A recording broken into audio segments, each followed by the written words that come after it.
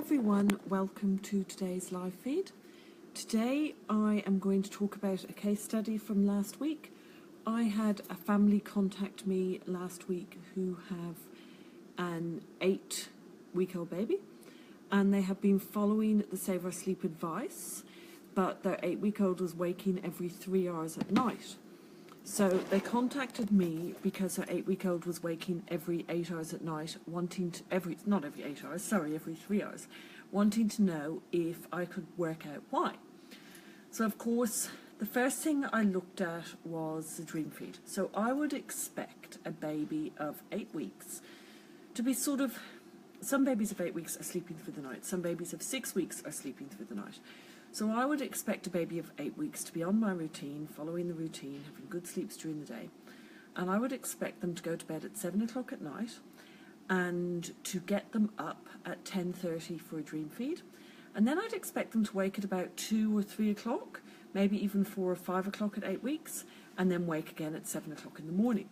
So in this situation, the parents were putting their baby to bed at 7 o'clock, and the baby was waking at 10 o'clock for a feed, and then was waking every 3 hours at night. So we were saying there's something wrong.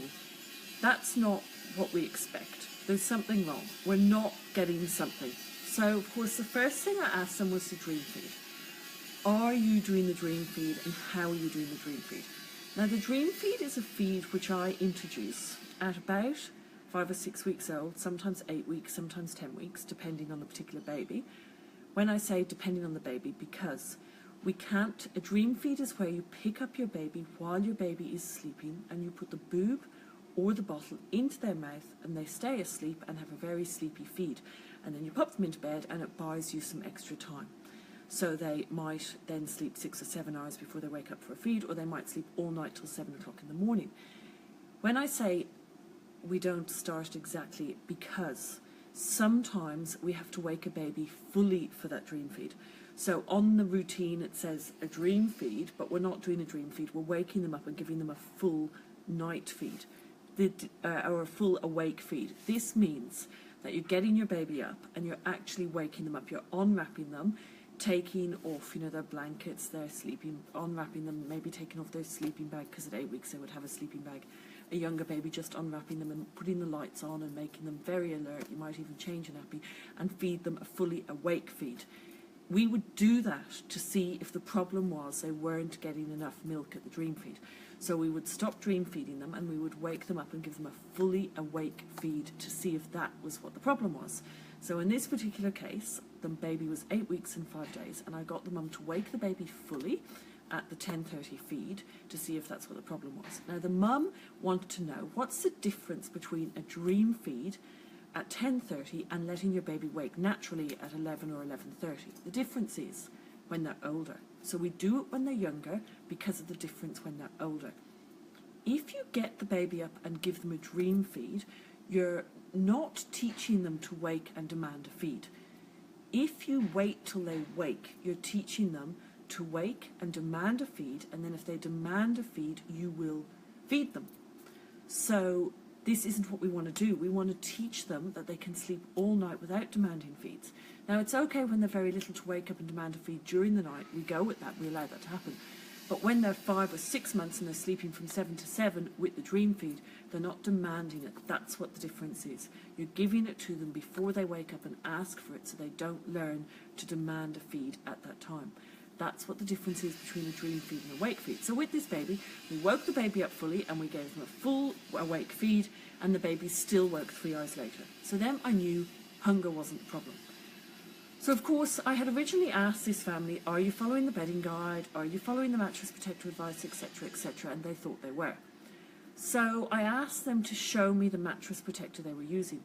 They thought they were following the right mattress protector advice because they were using a cotton mattress protector, but they weren't using a cotton mattress protector. They weren't using the Bambi or the Save Our Sleep mattress protector. They were using a cotton mattress protector from somewhere else. And we found that there was 5% of some type of plastic in it. So we removed the mattress protector and we replaced it with a cotton towel. The next thing we did was look at, was the baby wearing a sleeping bag? So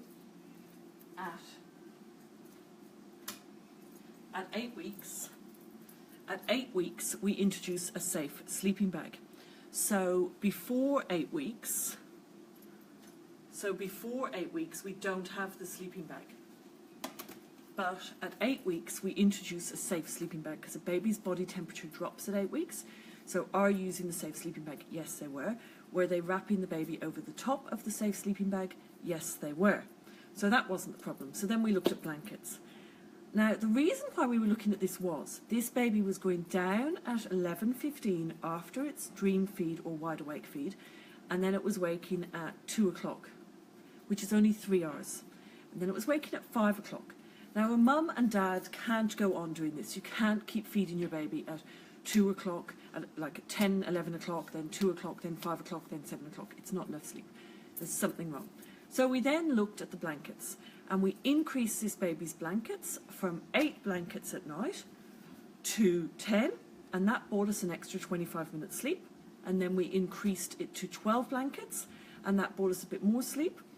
And because the baby was sleeping in a mini crib, a small cot, and was under 12 weeks, we didn't go to any more blankets. So adding the extra blankets turned this baby from a poor sleeper into a good sleeper. The baby then, the next night, when we had the extra blankets, the baby slept from the dream feed. So when it went down at 11:15, instead of waking at 2 o'clock or at 2:15, it woke at 5:30. So that was amazing for this family. And then the next night it actually woke at 6, and a couple of nights later it was sleeping till 6:45.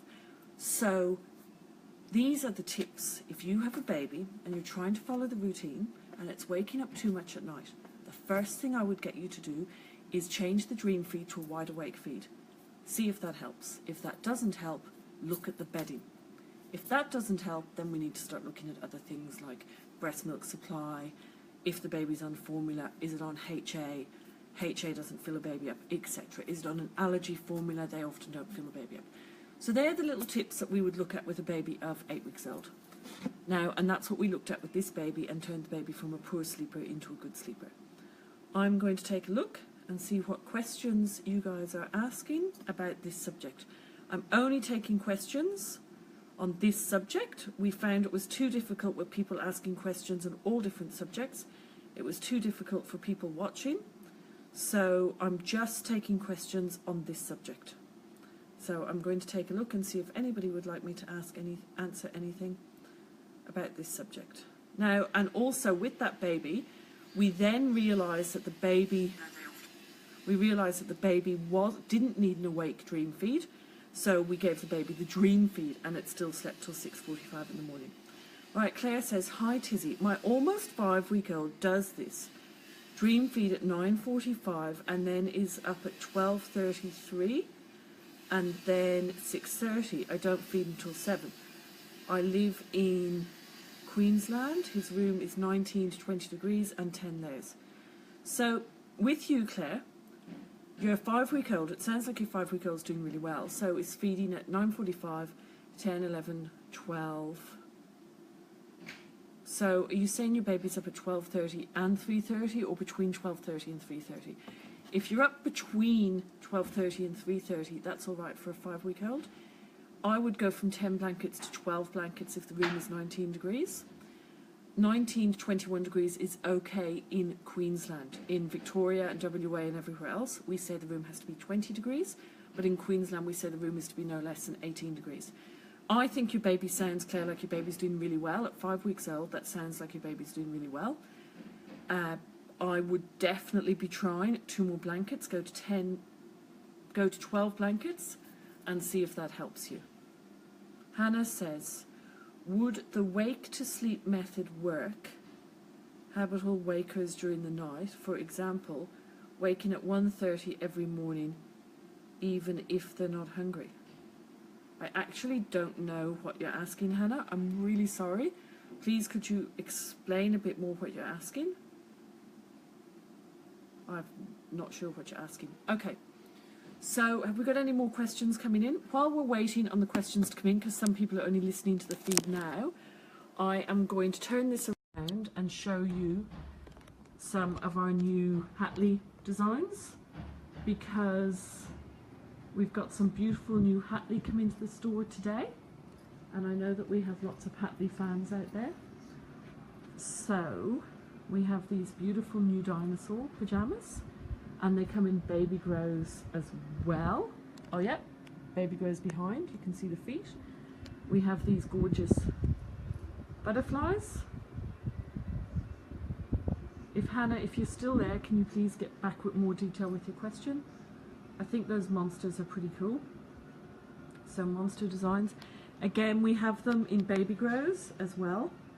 And these kite and owl ones are pretty cool. So the kite and owl ones. And of course we've got one of my personal favorites is the vegetables. Vegetable pajamas. Anyway.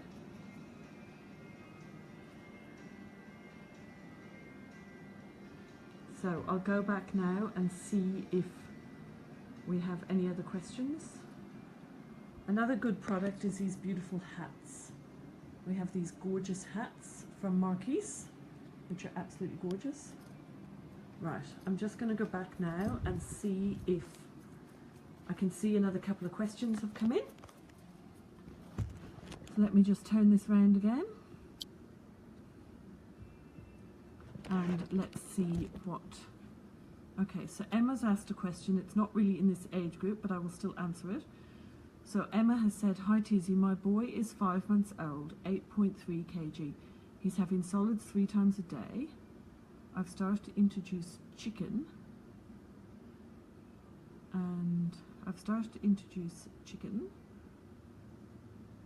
Hold on, I'm just reading. I've started to introduce chicken this past week to try and get him to sleep 7 to 7.